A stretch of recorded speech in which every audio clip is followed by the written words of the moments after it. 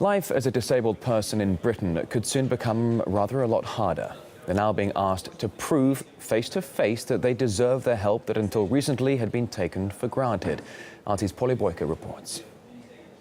Lisa Egan's bones break so easily she's already sustained 66 fractures in her 33 years. She has to use a wheelchair and is one of 3.2 million Brits claiming the Disability Living Allowance, or DLA, which helps those who are unable to move around freely because of physical disability. But it's being replaced by a new personal independence payment. The looming change will see stricter assessments for determining whether or not disabled people deserve taxpayers' money. Lisa says she's terrified she could lose the monthly payments. If I lost everything, I'd basically condemned to a life of houseboundness. My quality of life would be virtually non-existent. But at the moment, it's just really unclear. DLA currently comes in two parts, a core payment of up to £77.45 a week and a mobility component worth up to £54. That mobility component means Lisa is provided with a car, which she says is the one thing that keeps her from being housebound. Whether or not she gets to keep what she calls her lifeline will become clear over the next year and a half as the new PIP scheme is rolled out and DLA is replaced. It's scary, and I feel like I'm, laying on a guillotine and the blade's there and I don't know if it's going to drop or not. Does that take a sort of a mental toll? Oh, absolutely. Yeah.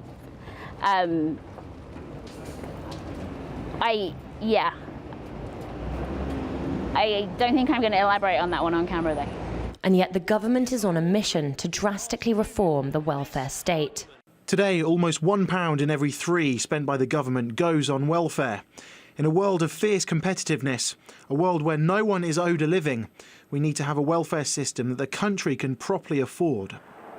In order to do that, private companies Atos Healthcare and Capita have been drafted in to run the assessments for the changeover from Disability Living Allowance to PIP. Their reputation precedes them.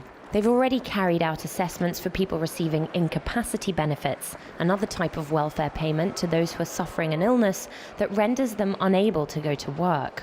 Many people out there sort of really do worry that the assessments for PIP are going to be very similar to the ones that are currently held for employment and support allowance and the work capability assessments.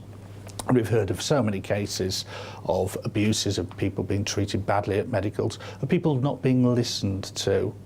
And in so many cases where people have lost benefits as a consequence of one of these assessments, they've appealed and the appeal has been overturned by a tribunal.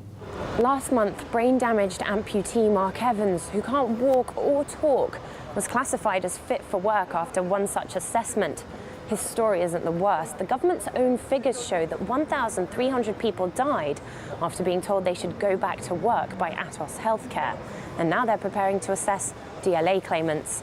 A recent survey found 1 in 5 doctors say disabled patients have committed or attempted to commit suicide as a result of undergoing or fear of undergoing the assessments for work capability. They are exceedingly vulnerable. Some days I think, yes, I am a worthwhile human being and I, deserve the subsistence level benefits that keep me alive. But then other days, you're forced into questioning, well, am I really worth it? Whether or not the government thinks Lisa is worth it, she'll find out in 2015 when her assessment comes. But to critics, the changes are about saving money rather than making the system fairer. My personal view is that compassion is not manifest in what we're seeing here. These changes do not represent a compassionate society. Polly Boyko, RT, London.